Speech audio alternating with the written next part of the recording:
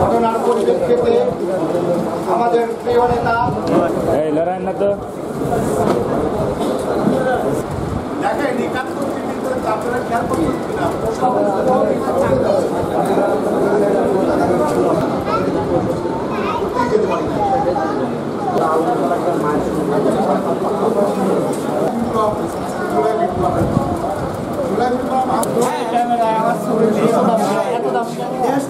আগামী সংসদীয় নির্বাচনের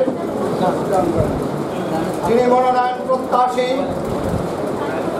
এই কারণেই বিভিন্নভাবে কিছু কুচক্রী মহল এবং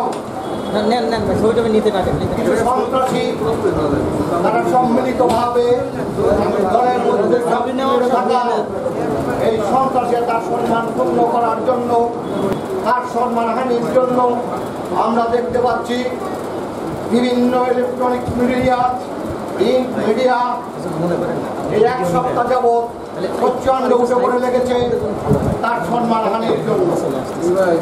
তারই প্রতিবাদে আজ আমরা এই সংবাদ সম্মেলনের আয়োজন করেছি এবং আপনাদের মাধ্যমে সত্যটা প্রকাশের জন্য। ওয়ালটন এখন দেশের সীমানা পেরিয়ে পৌঁছে গিয়েছে 50টিরও বেশি দেশে। ওয়ালটন, ঘরে ঘরে বিশ্বজুড়ে। আমরা শরণাপন্ন হয়েছি আপনাদের কাছে। আমি মনে করি আপনাদের মাধ্যমেই আমরা মূলত সাংবাদিকতাকে বয়কট করি।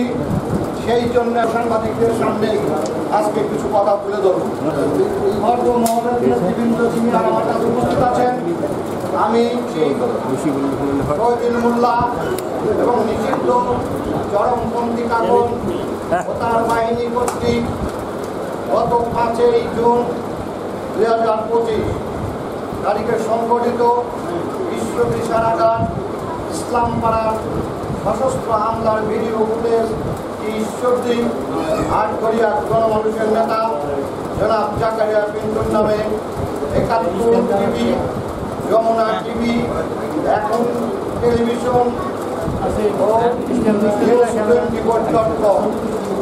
সহ বিভিন্ন প্রিন্ট ইলেকট্রনিক মিডিয়ায় অপপ্রচার করে কাপড় ও তার দোসররা ষড়যন্ত্রমূলকভাবে চাপিয়ে দেয়।